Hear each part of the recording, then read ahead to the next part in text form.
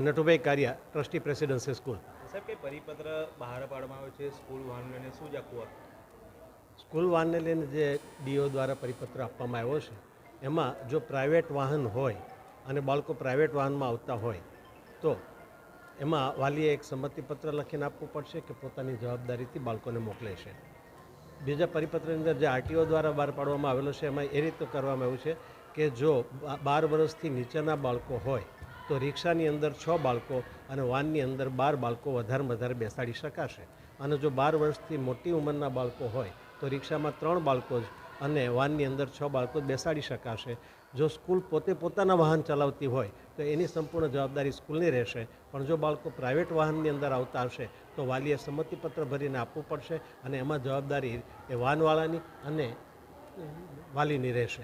એમાં સ્કૂલની કોઈ જવાબદારી રહેતી નથી. વાલીઓનું માનવું છે કે શાળા સંચાલકોની મનમાની છે.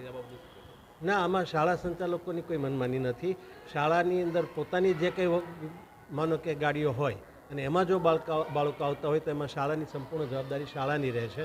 પણ જો બાળકો પ્રાઇવેટ વાહનમાં આવતા હોય તો એ વાલી પોતાની સુવિધાથી બાળકોને પ્રાઇવેટ વાહનની અંદર મોકલે છે અને એની અંદર શાળા પોતે કોઈ જગ્યાએ ઇન્વોલ્વ થતી નથી. એટલે એ જવાબદારી શાળાની નહીં પણ જે તે વાહન ચલાવનાર વ્યક્તિ, હા, શાળાએ એ ચોક્કસ જોવું પડશે કે વાહનવાળાની વિગતો અને જે કંઈ શાળામાં બાળકો બહારથી આવે છે બીજા પ્રાઇવેટ ગાડીઓમાં એના ફોર્મ ભરાવી અને વાલીની સંમતિપત્ર લઈ અને ચકાસણી કરવાની રહેશે કે જે ડ્રાઈવર ગાડી ચલાવે છે એની પાસે લાઇસન્સ છે કે કેમ, એનું આરટીઓમાં પાસિંગ છે કે કેમ, એમાં ગેસ સીએનજી માનો કે કિટ ફિટ કરાવેલી છે તો એનું પાસિંગ છે કે નહીં, આ એક ચકાસણી શાળાએ લેવલે કરવાની રહેતી હોય છે.